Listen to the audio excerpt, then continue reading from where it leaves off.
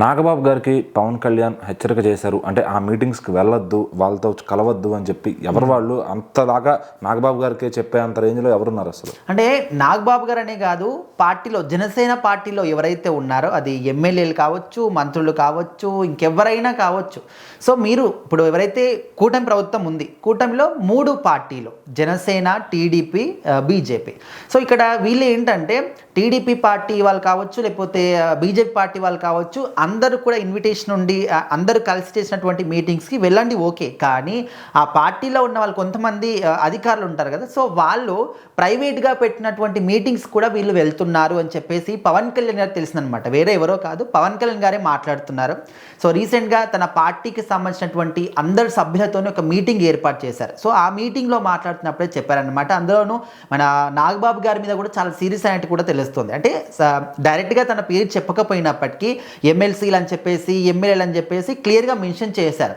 ఎందుకంటే వీళ్ళందరికీ కూడా మీరు ఏదో పదవులు ఇచ్చింది మీకు కూర్చోవడానికి, లేకపోతే అదేదో చెప్పుకోవడానికి కాదు, పనులు చేయడానికి మాత్రమే మీకు పదవులు ఇచ్చామని చెప్పేసి కూడా ఆయన ఇండైరెక్ట్గా చెప్పారనమాట.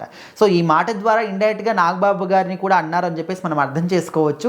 ఎందుకంటే మనం చూస్తున్నాం ఇక్కడ ఏ ఇష్యూ వచ్చినా కూడా ప్రజల సమస్య కావచ్చు, లేకపోతే ప్రభుత్వంతో ఉన్నటువంటి ఏదైనా సత్సంబంధాల గురించి కావచ్చు, లేకపోతే ఇప్పుడు రీసెంట్గా తిరుమల వివాదం గురించి కావచ్చు, ఏదైనా కూడా పార్టీ అధ్యక్షుడు పవన్ కళ్యాణ్ గారే మాట్లాడాలి. ఆయన మాట్లాడితేనే దాని గురించి తెలవడం కానీ, ప్రజల దగ్గరికి ఆయనే వెళ్ళడం కానీ, వాళ్ళ సమస్యలు తెలుసుకోవడం ఆయనే కానీ.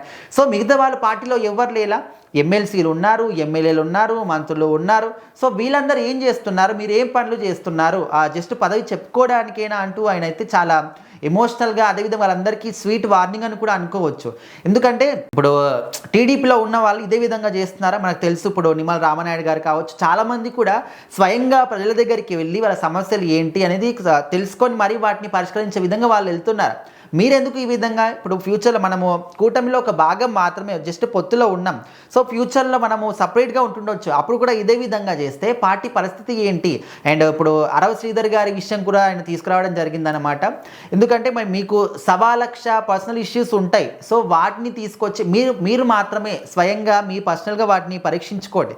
సో దాన్ని పార్టీతోని ముడిపెట్టి పార్టీకి మేము డ్యామేజ్ చేస్తాము, పార్టీకి చెడ్డ పేరు తీసుకొస్తామంటే మాత్రం అస్సలు ఉపేక్షించేది లేదంటూ కూడా ఆ ఇష్యూ గురించి కూడా మాట్లాడడం.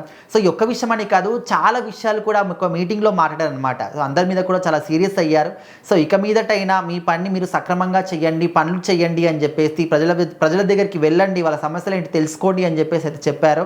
మరి పవన్ కళ్యాణ్ గారు ఆయన అక్కడ కేంద్రంతో సత్సంబంధాలు మెయింటైన్ చేసుకుంటూ ఇక్కడ ఒక ఎమ్మెల్యేగా అండ్ 5 శాఖలకు మంత్రిగా, డిప్యూటీ సీఎంగా అన్నీ సక్రమంగా నిర్వర్తిస్తూ వీళ్ళని కూడా పట్టించుకోవాలి అంటే వీళ్ళు కూడా వాళ్ళకు తోచినటువంటి పనులు చేస్తూనే ఉంటే ఆయనకు సహాయంగా ఉంటుంది.